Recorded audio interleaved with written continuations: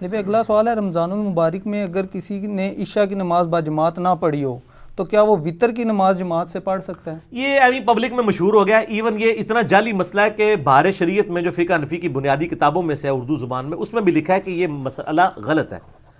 عشاء کی نماز کو جماعت سے پڑھنا یہ الگ چیز ہے، اگر کسی نے جماعت سے نہیں پڑھی تو وطر جماعت سے پڑھ لے، اور وطر آپ رمضان کے علاوہ بھی جماعت سے پڑھ سکتے ہیں۔ وہ سنن الکبریٰ البیہقی میں، مصنف ابن ابی شیبہ میں روایت ملتی ہے نا کہ جس رات سیدنا ابوبکر کو دفن کیا گیا تھا، میں نے وطر والے لیکچر میں بتائی ہے، تو حضرت عمر جب دفنا کے واپس آ رہے تھے تو انہوں نے صحابہ سے کہا کہ میں نے تو وطر نہیں پڑھے، تو میں جماعت کراتا ہوں تو میرے ساتھ پڑھو۔ تو حضرت عمر نے جماعت کے ساتھ وطر پڑھائے ادر دین رمضان۔ یہ رمضان میں تو سنت ہے، اس کے علاوہ بھی آپ پڑھا سکتے ہیں، کوئی مسئلہ نہیں ہے اگر جماعت کے ساتھ ہو جائے تو۔ یہ مسئلہ غلط ہے کہ جی پہلے فرض ضروری ہیں، بلکہ فرض تو جماعت سے ہو جائیں گے میرے بھائی۔ آپ اگر لیٹ مسجد میں آئے نا تو امام تراویح پڑھ رہے ہیں نا، تو آپ اس کے پیچھے فرض نیت کر لیں، جب وہ 2 پڑھ کے سلام پھیر لے تو آپ 2 پورے کر لیں، تو آپ متنفل کے پیچھے نماز ہو سکتی ہے فرض والے کی۔ بخاری مسلم میں حدیث ہے نا، معاذ بن جبل کہتے ہیں کہ میں نبی صلی اللہ علیہ وآلہ وسلم کے پیچھے عشاء کی نماز پڑھتا تھا، پھر اپنی قوم میں جا کے عشاء کی نماز پڑھایا کرتا تھا ان کو۔ اس پہ امام بخاری نے رزلٹ نکالا ہے کہ نفل والے کے پیچھے فرض والے کی نماز ہو سکتی ہے۔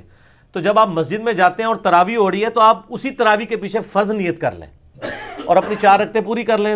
2 کے بعد وہ سلام پھیر دیتا ہے تو آپ 2 پوری کریں، اور اس کے بعد آپ تراویح میں شامل ہو جائیں، پڑھتے رہیں، اور پھر وطر بھی جماعت سے پڑھیں، اور جو آپ کی تراویح کے نوافل رہ گئے آپ بے شک وطر کے بعد پڑھ لیں۔ وہ تو میں نے مسلم شریف میں بتایا نا 1724 نمبر حدیث کے، نبی علیہ السلام وطر کے بعد بھی 2 نفل پڑھتے تھے۔ اور یہ جو اہل حدیث نے مسئلہ بنایا ہوا نا کہ جی آپ جو ہے وہ وطر کو آخری نماز بناؤ، بخاری کی حدیث، وہ مطلب ہے کہ ٹوٹل نماز وطر رہنی چاہیے۔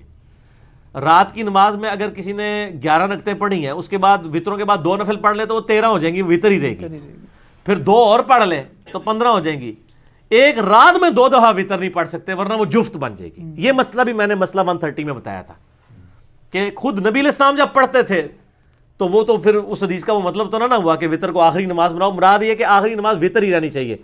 اور وہ سنن ابی داؤد میں طلق ابن علی کی روایت ہے کہ نبی علیہ السلام نے ایک رات میں 2 دفعہ وطر پڑھنے سے منع کیا، اور وہ بڑی انٹرسٹنگ حدیث ہے۔ یہ اہل حدیثوں کے لیے بھی میں نے بیان کی تھی جو کہتے ہیں جی وہ 8 سے زیادہ تراویح پڑھ نہیں سکتے۔ طلق ابن علی کی روایت ہے سنن ابی داؤد میں، یہ صحابی تھے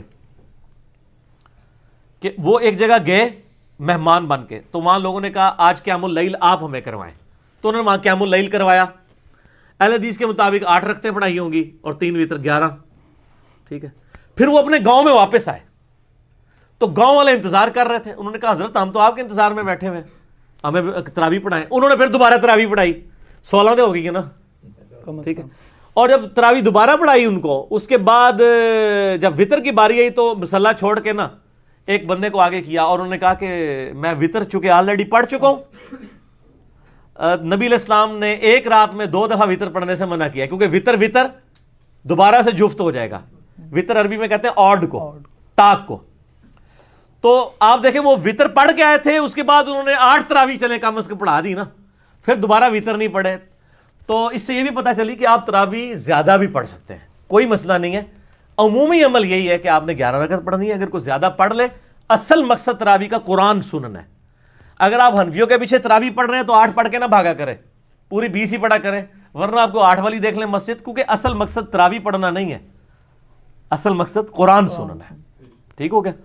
اور ایسا قرآن سنے جہاں قرآن سمجھ آ رہا ہو، یا لمون تعلمون نہ، تو وہ تو میں نے دیکھا ہے صرف اہل حدیث ہی جو ہے نا وہ قرآن صحیح پڑھ رہے ہوتے ہیں، باقی تو سارے وہ بیچارے 20 پوری کرنے کے چکر میں قرآن کی قرات کا بیڑا غرق کر دیتے ہیں۔ اہل حدیث جو 8 پڑھتے ہیں نا وہ اگرچہ اس 20 کے بعد ختم ہوتی ہے لیکن پتہ چلتا ہے کہ قرآن سنا ہے۔ تو میری تو کوشش ہوتی ہے کسی اہل حدیث مسجد میں ہی قیام اللیل کیا جائے، اس لیے نہیں کہ وہ 8 ہیں اور یہ چھیڑ رہے ہوتے ہیں جی 8 پڑھ کے نس جاندے ہیں، 8 پڑھ کے نس جاندے ہیں۔ میرے بھائی آپ ذرا جا کے دیکھیں، آپ کی 20 جتنی دیر میں ختم ہوتی ہے نا، ان کی وہ 8 اتنی دیر میں ختم نہیں ہوتی ہے۔ نسنے کا چکر نہیں ہے، وہ قرآن کا اہتمام کرتے ہیں، ٹھیک ہے۔ اس مسئلے میں یعنی اہل حدیث کو بینیفٹ دیتا ہوں کہ ماشاءاللہ قرآن کا شغف بھی ہے اور قرآن کی محبت بھی ہے۔